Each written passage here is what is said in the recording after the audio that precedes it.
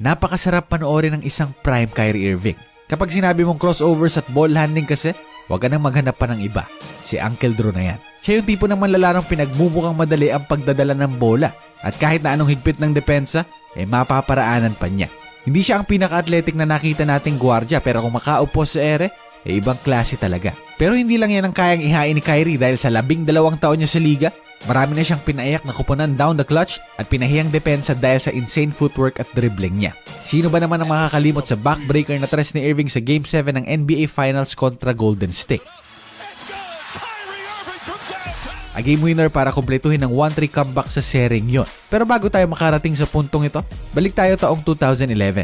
Na-draft si Irving bilang ang first overall pick ng Cleveland Cavaliers. Biruin nyo, 1 taon lang siyang nagkolehiyo, pero siya pa rin ang pinakaunang pinili sa draft class na yon. Ganon kalakas ang ingay sa pangalan ni Irving noon pa man. At nagpatuloy ito sa unang taon niya sa NBA.